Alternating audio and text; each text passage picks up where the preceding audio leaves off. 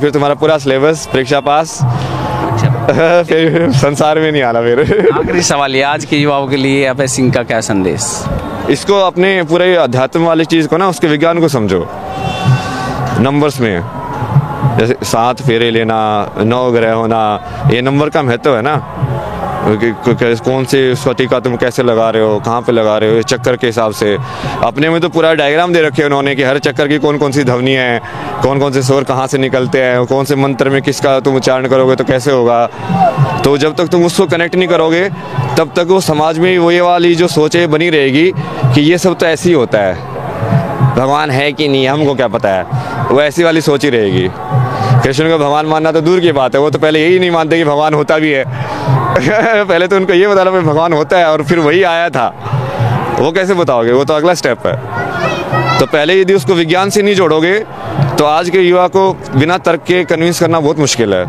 वो पूछेगा नहीं क्यों, ऐसा ही क्यों, क्या पंडित जी ने दायां हाथ आगे क्यों करवाया, यहाँ पे ये उंगली क्यों टच करवाई, पूछेगा ना। वो तुम्हारे पास जवाब होना चाहिए कि हाँ ये ऐसे काम करता है, ये ऐसे काम करता है। तो जब वो आ जाएगा और वो समाज में आ जाएगा तब फिर ये मतलब चीज़ें इतनी अलग से अलग नहीं होंगी। फिर वो समाज के जीवन शैली का हिस्सा हो जाएंगी।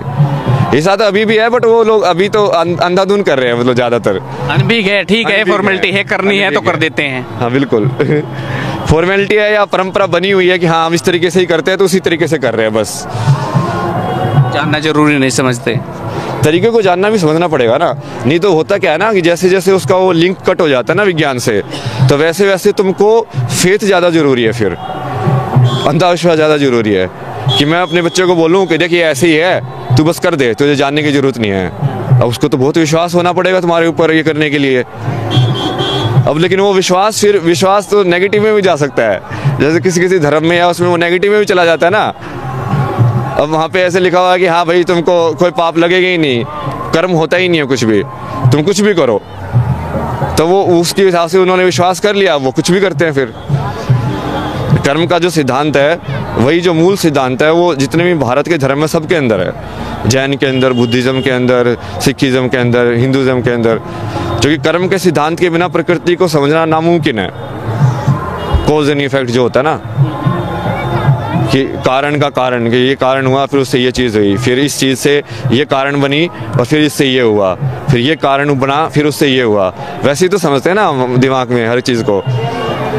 रिएक्शन जो जैसे केमिस्ट्री में समझते हैं कि हाँ इससे ये हुआ, फिर इससे ये रिएक्ट करके फिर ये बना, फिर इससे ये रिएक्ट करके ये बना। तो वो विश्वास में दोनों साइड जा सकते हैं ना। भक्ति फिर वही है ना कि वो पूरा विश्वास है। तुमको क्या पता कि सामने वाले जिसकी भक्ति करे वो सही इंसान है कि गलत इंसान है। तो उसको ज्ञान से जोड़ना, विज्ञान से जोड़ना भी जरूरी है, ताकि उसको भक्ति को थोड़ा बेस में मिले।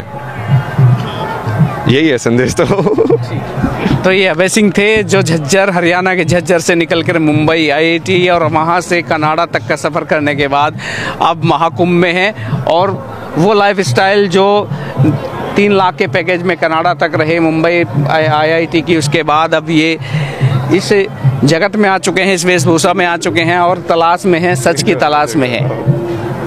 आप भी लगातार जुड़े रहिए हेडलाइंस इंडिया के साथ, अपने सहयोगी अंकित के साथ। मैं कुलदीप सिंह।